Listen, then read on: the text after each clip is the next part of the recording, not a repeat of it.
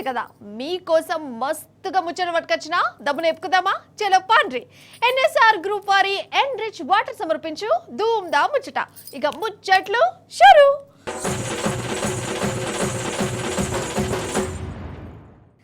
లేచింది నిద్ర లేచింది మహిళా లోకం, దద్దరిల్లింది పురుష ప్రపంచం. లేచింది నిద్ర లేచింది మహిళా లోకం.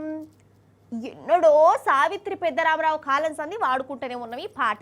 మా తాతనైతే ఇప్పటికి కూడా వాడుతూనే ఉంటాడు. అసలు ఇట్లా పాట వాడుకుండే అవుతుంది కానీ నిజంగా మహిళా లోకం నిద్ర లేచిందా? పురుష ప్రపంచం దద్దరిల్లిందా? దద్దరిల్లుడు కాదు, గజ గజ గజ వణుకుతుంది. మహిళలు నిద్రలేచుడు కాదు, రాజ్యాన్నే ఏలకాలం నడుస్తుంది. ఇక ఇప్పుడు ఢిల్లీ కూడా ఒక అక్కనే ముఖ్యమంత్రి అయింది. మరి ఓసారి అట్లట్లా మన బలమేందో యాదకు తెచ్చుకుందాం. ఇక ఇదివరసంది ఢిల్లీకి ముఖ్యమంత్రి ఇగో గీ అక్కనేనోళ్ళ. అక్క పేరు రేఖా గుప్తా. ఫస్ట్ సారి ఎమ్మెల్యే అయింది. ఎమ్మెల్యే అవుడవుడే డైరెక్ట్ ముఖ్యమంత్రి కుర్చీలో కూర్చున్నది. నిజంగా కిస్మతే కదా రేఖక్కది. ఇదివరకు ఆర్ఎస్ఎస్ పని చేసింది. ఇక ఇప్పుడు ఢిల్లీకి మహిళా ముఖ్యమంత్రి అయింది.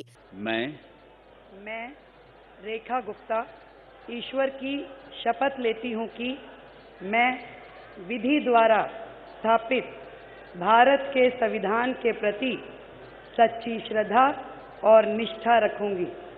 मैं भारत की प्रभुता और अखंडता अक्षुण्ण रखूंगी. मैं मुख्यमंत्री के रूप में अपने कर्तव्यों का श्रद्धापूर्वक और शुद्ध अंतःकरण से निर्वहन करूंगी तथा मैं भय या पक्षपात, अनुराग या द्वेष के बिना सभी प्रकार के लोगों के प्रति संविधान और विधि के अनुसार न्याय करूंगी. మహిళా ముఖ్యమంత్రి అంటే మీకు ఒకటి చెప్పాలి.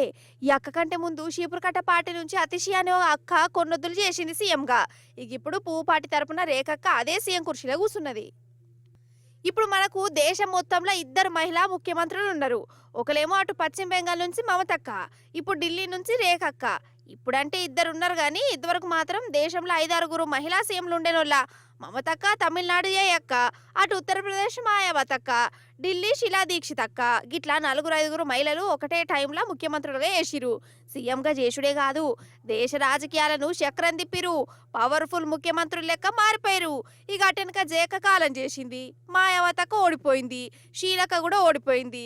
6 నెలల కిందటి దాకా మమతక్క ఒక్కలే మహిళా సీఎం గుండే. మున్పటి కల లేకనే లేకపోయాని కూడా అనుకున్నారు చాలా మంది. ఇక ఇప్పుడు మమతక్కకు రేఖకు తోడైంది అన్నట్టు. నిజంగా వెనకటి రోజులు ఆటలే అలాగుండెనోళ్ళ. ఏమంటే ఈ దిక్మాల స్మార్ట్ ఫోన్లు వచ్చినాయో అప్పటి ఆటలే మాయమైపోయినాయి. నేనైతే నా చిన్నతనంలా మా దోస్తులతోని తొక్కుడు బిల్ల ఆడేది. ఇక ఆ చింతగింజలను బండకేసి రాకి వాటితోని అష్టాచెమ్మ ఆడుకునేది. రాళ్ళతోని పుంజీతము, దొంగ పోలీస్ ఆట, రేసు, కరెంట్ షాకు, యొగ్గిసోటి బొచ్చడు ఉంటాయి కదా ఆటలు. మా ఇంటికాడ జామ చెట్టు ఉన్నది, దాని మీదకి ఎక్కి కోతి కొమ్మచ్చి కూడా ఆడుకునేది. తొక్కుడు బిల్ల ఆటలనైతే నేను మా స్కూల్లో ఫస్ట్ వచ్చిన. ఇక ఫస్ట్ ప్రైజ్ కింద ఒక కటోర ఉన్న చెంచా ఇచ్చారు అనుకోర్రి. ఈ సెకండ్ ప్రైజ్ ఏమో పేర్ల దుబ్బని ఇచ్చారు మా రజితకు. సరే ఇవన్నీ యాడ్ చేసుకుంటా మీకు చెప్పాలంటే రోజంతా గడిచిపోతుంది. కానీ ఇప్పుడు ఈ ఆటలు నాకెందుకు యాదకొచ్చినాయి అంటే, జోగులాంబ గద్వాల జిల్లాల ఒక జాతర నడుస్తుంది. ఆ జాతర కాడికి పోయి ఆడ నడుస్తున్న ఆటల పోటీలను మనం చూడాలి. పాండి మరి. అయితే ఐజాల తిక్క వీరేశ్వర స్వామి జాతర నడుస్తుందోల్లా. ఈ జాతర స్పెషల్ ఏందంటే ఇక్కడికి పెద్ద పెద్ద పైల్వాన్లు వస్తారు. వజన్లు మోసే పోటీలు పెట్టుకుంటారు. ఇగో ఇదేమో దొబ్బుడుగుండు పోటీ. వామ్మో ఎట్లా లాబడుతుండో చూడు ఒక్క చేయితోని. గీ అన్న చూడవు నీ బలం గంతైతే నా బలం ఎంతో చూపిస్తా అన్నట్టే వేస్తుండు. ఈడ గుండురాయి పోటీలలా చూడురిగా. వామ్మ పెయ్యి మీదనే మోస్తుడు కదా పెద్ద మనిషి. అసలు వీళ్ళ దాంట్లో ఎవరి బలం ఎంతున్నదో జరసేపు చూద్దాం మనం. చూసిరా నిజంగా పైల్వాన్లు అంటే పైల్వాన్లే పోర్రి. ఒక్కొక్కరు ఒంటి చేయితోని 100 కిలోలు 200 కిలోల బండలు లాబట్టి మేము బాహుబలులం, మేమే పైల్వాన్లం అనుకుంటా ఒక సంబరపడ్డరా. కానీ ఏ మాటకా మాటనుల్లా స్మార్ట్ ఫోన్ల జమానాలు కూడా పాతకాలం నాటి ఆటలను మరవకుండా ఇంకా ఆటిని బతికించుకుంటా పోటీలు పెడుతున్నంటే మెచ్చుకోవాల్సిందే కదా. మెచ్చుకోరు మరి ఈ పైల్వాన్లను. మా నీళ్ళు మాకేనని మరలబడ్డ రాగమా, తిరగబడ్డ గానమా. ఇగో ఇసోంటి పాటలు మళ్ళా వాడుకోవాల్సి వస్తుందోలా. మళ్ళా సమైక్య రాష్ట్రం రోజులు వస్తున్నాయి మన కాడికి. మన నీళ్లను మళ్ళీ ఎత్తుకపోతుర్రు, మళ్ళా నీళ్ళ దొంగలు మోపారు. అసలు మన తెలంగాణను మళ్ళా ఆంధ్రలో కలిపిరా ఏంది అన్నట్టు అవుతుందో లా కథ చూస్తుంటే. ముచ్చటేందో మన హరీష్ అన్న క్లియర్గా చెప్తాడు, మంచిగా వినాలి మీరు. హరీష్ అన్న, మన నీళ్లను ఆంధ్రకి ఎట్లా ఎత్తుకోబోతురో జరా సీఎం రేవంత్ సార్కు అర్థమైతట్టు చెప్పే. అంటే రేవంత్ సార్కి ఎరిగి అనుకో, అయినా చెప్పవలసిందే మీరు. కృష్ణాలో ఎన్ని నీళ్ళు వచ్చినాయి? 1010 టీఎంసీల నీళ్లు కృష్ణానదిలో వచ్చినాయి. సరే, మనము టెంపరీగా అడహక్క చేసుకున్న అరేంజ్మెంట్ ప్రకారంగా 6634 ప్రకారంగా ఆంధ్రప్రదేశ్కు 666 టీఎంసీల నీళ్ళు రావాలి. కానీ ఆంధ్రప్రదేశ్ ఇప్పటికే 657 వాడేసింది. 666లో 657 టీఎంసీలు వాడింది. ఇక ఆంధ్రప్రదేశ్కు ఉన్న హక్కు ఎంత? ఇంకా 9, కేవలం 9 టీఎంసీలే. కానీ ఇవాళ కూడా సాగర్ కుడి కాలువలో 10,000 క్యూసెక్కులు పోతున్నాయి, ముచ్చమర్రిలో పోతున్నాయి, పోతిరెడ్డిపాడులో పోతున్నాయి. మరి నీకేం కావాలి రేపు తెలంగాణకి? ఎట్లా అంటే ఎంత నిర్లక్ష్యం మీది.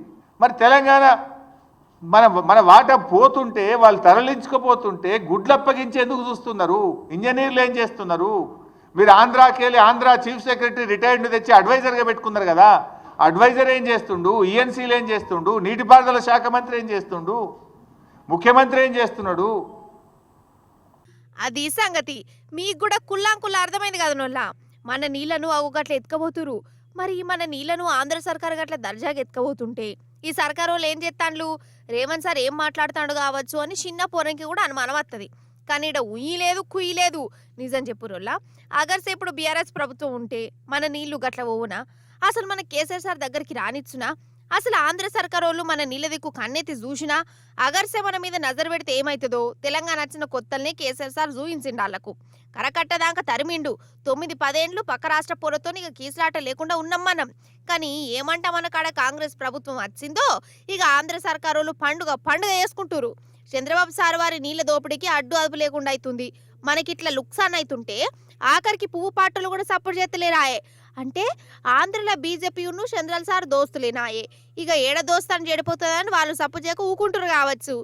ఏం రాజకీయాలో ఏందో పోరి. వీళ్ళ రాజకీయాల కోసం తెలంగాణను ఎండబెట్టుడేందో, మళ్ళా మునుపటి లెక్క మన రైతులను గోసవుచ్చుకునేటట్టు చేసుడేందో. ఏది ఆగో పాయే కదా. అబ్బా దొరకబట్టిన. అయ్యో ఇది కూడా ఎగిరిపాయే కదా. ఇవాళ ఎట్లయితే అట్లా, ఆడదోమైనా మంచిదే, మొగదోమైనా మంచిదే, నేను పట్టుడే కావాలి. ఇది ఒరే దోమల్లారా, ఇవాళ నా చేతుల మీ పని అయిపోయినట్టేరా. మిమ్మల్ని పొతం చేసి ఫిలిప్పీన్స్ దేశానికి పార్సల్ పంపుతా. అగోగో ఆడున్న దోమ. ఆగు, నీ సంగతి చెప్తా అక్కడనే. అబ్బా అబ్బా తప్పించుకున్నదోళ్ళ.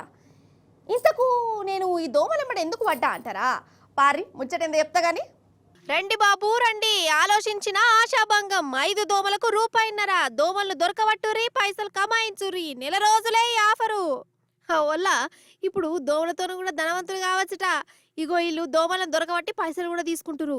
ముచ్చటేందయ్యా అంటే, ఫిలిప్పీన్స్ దేశంలో ఉన్న ఒక ఊరు డెంగీ బీమార్తో తనలాడుతుంది. ఫుల్ దోమలట. దోమలు రాకుండా జాగ్రత్తగా వడుర్రి అంటే ఎవ్వరింట లేరట. అందుకే అక్కడ సర్పంచ్ సారు ఒక ఇగరం పెట్టుకున్నాడు. పుక్కట్లు ఎవ్వరు కూడా ఏ పని చేయరని అర్థమైనట్టున్నది. అందుకే దోమలను దొరకబట్టిన వాళ్ళకు ప్రైజులు ఇస్తా అని సాటింపేసిండు. 5 దోమలను చంపితే ₹1.5. బతుకున్న దోమైనా సచ్చిన దోమలైనా పర్లేదట. దోమలు పట్టుకొచ్చి ఇస్తే చాలు, అప్పటికప్పుడే పైసలు ఇస్తాను అంటుండు. ఇక ఇట్లా ఆఫర్ పెట్టుడుతోనే అక్కడ జనాలు దోమల మీద పడ్డరు. దోమలను దొరకబట్టి ఇగో పైసలు కమాయిస్తురు. ఇగో అక్క బాగానే దోమలు దొరకబట్టినట్టున్నది. చిల్లర పైసలు బాగానే వస్తున్నాయి కదా.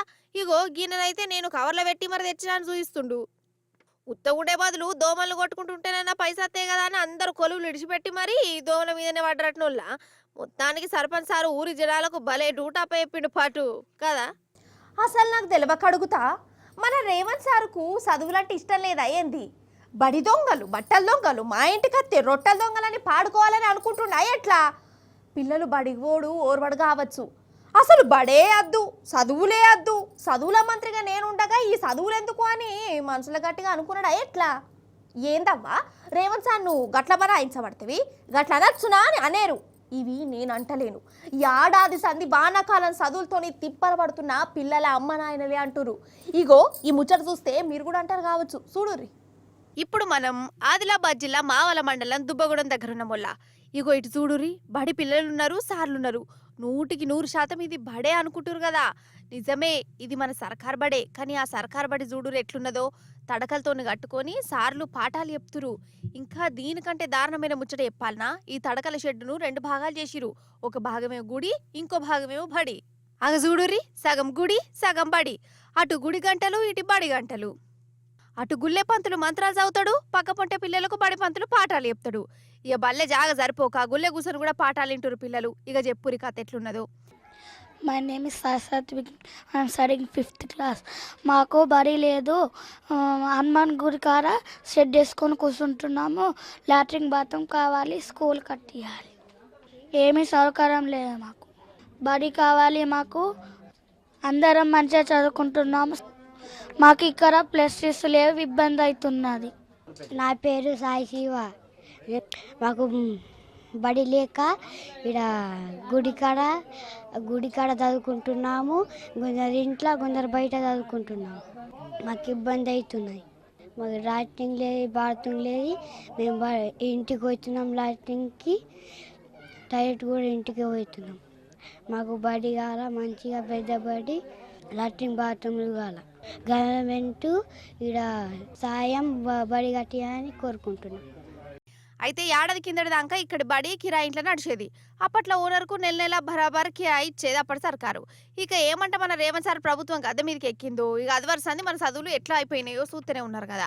ఈ బడిని ఇక్కడి పిల్లలు కూడా మన సర్కారు దేకలే. బడి నడుస్తున్న ఇంటికి కిరాయి కట్టలే. ఈ ఓనర్ కూడా ఎంతకాలం అని చూస్తాడు. నెల 2 నెలలు 3 నెలలు గడిచిపోతున్నాయి కానీ పైసలు అత్తలేవట. ఇట్లా ఏడాది ఉత్తగా నేనెందుకు ఇవ్వాలి, నేనెందుకు లాస్ కావాలని ఇంటి ఓనర్ తాళం వేసుకున్నాడు. పాపం పిల్లలేమో రోడ్డు మీద పడ్డారు. ఇక అప్పటికప్పుడు ఈసార్లే గుడి దగ్గరనే రేకుల షెడ్ వేసుకొని పిల్లల్ని చదివిస్తాండ్లు. వానలు పడితే బడి బంధు అంటే వానగలం చదవన్నట్టు ఇదంతా. ఏందోలా ఇది అసలు. ఈ పిల్లల రాతను చేతులారా మన సర్కారు సతనా చేస్తుందా లేదా? చదువుకున్న పిల్లల మీద ఎందుకు ఇంత కోపాలు? వీళ్ళ మీద గింతగన్నా పట్టింపు లేకుండా ఎందుకుంటారు కావచ్చు. చదువులతోనే గరీబోల బతుకులు మారుతాయి అనుకుంటే ఆ చదివే లేకుండా చేస్తాను అటు ఇటు చేసి. అంతేనా కాదా?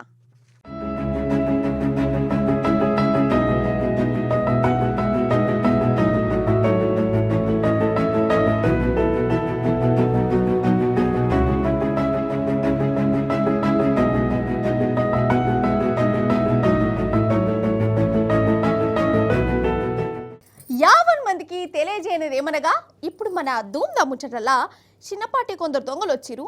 వాళ్ళు పర్ఫార్మెన్స్ కూడా చూపించిరట. మరి వాళ్ళంతగానో పర్ఫార్మెన్స్ చూపించినప్పుడు మన ముచ్చట్లలో వేసుకోపోతే వాళ్ళు ఫీల్ అవుతారు కదా. అందుకని గా ముచ్చట చూసేద్దాం రాండ్రి. ఈ దొంగలకు అగ్గి పెట్ట, ఈ దివరగాలను పొయ్యిల పెట్ట, వాళ్ళ చేతులకు జట్టలు ఉట్ట, వాళ్ళని మైసమ్మ మాయం చెయ్య, పోషమ్మ వాతలు పెట్ట. ఏం దేడిది మగ్గాలు 30 రోజులు అసలు. గదేనుల్లా ఈ దొంగలు గంజాయి బ్యాచ్ల గురించి చెప్తానా. అరే కొంచెమన్నా భయం భక్తి అనేది లేకుండా అవుతుంది. ఇగో మన కొమరభీం ఆసిఫాబాద్ జిల్లా గంగాపురం ఎంకనగుడ్ల సామార్ని నిలుదోపిడి చేసిన ఒక దొంగోడు మంచిగా లోపలికి వచ్చి హుండిని వాళ్ళ గొట్టి అండ్లున్న పైసలని మాయం చేసిండు. ఇంకా చూడవా నా అవతారం, పేయి మీద అంగి లేదు, కింద పాయింట్ లేదు అంటే జనాలకు దొరకకుండా ఉపాయం చేసిండు కావచ్చు. కాలి గుడ్డపేగులు చుట్టుకొని వచ్చిండు. ఇంకన్నా సాక్షిగా హుండిని వాళ్ళ గొట్టి పైసలని గిట్ల మూట కట్టుకుంటుండు. చెప్పురిగా వీణేమనాలే. కొంచెమన్నా బుద్ధి జ్ఞానం అన్ను మశానం అసంటి ఉన్నాయి ఆయనకి. అరే దేవుడు అంటే కొంచెమన్నా భయం లేదు. దేవుణ్ణే మోసం చేస్తుండే ఈ నిశ్చినమే ఋషితికి పోను.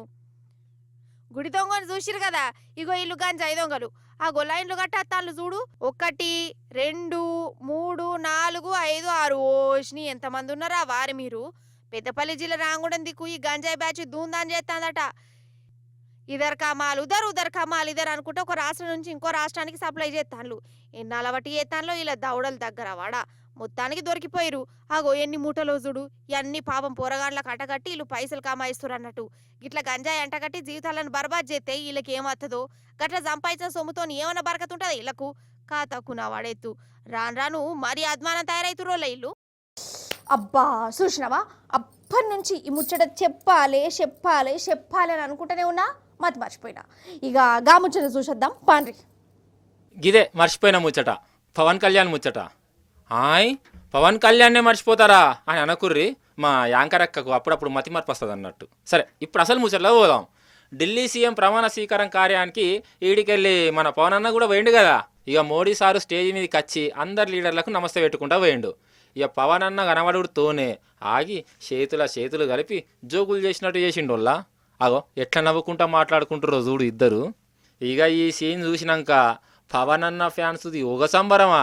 చూసినావా మా పవన్ అన్న అంటే అది ఇది మోడీ సార్ ఎవ్వరిని సక్కగా చూడలే, మా అన్ననే దేకిండు ముచ్చట పెట్టిండు అనుకుంటా ఇక నిద్రపోతే ఒట్టుపోరి. ఇంతకు స్టేజీ మీద మన మోడీ సారు ఈ పవన్ అన్నతోని ఏం మాట్లాడిండు కావచ్చు?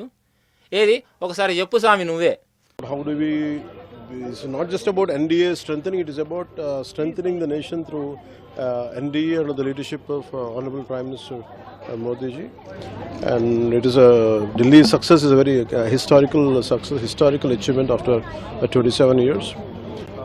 And all the best to Modi ji and the Delhi government.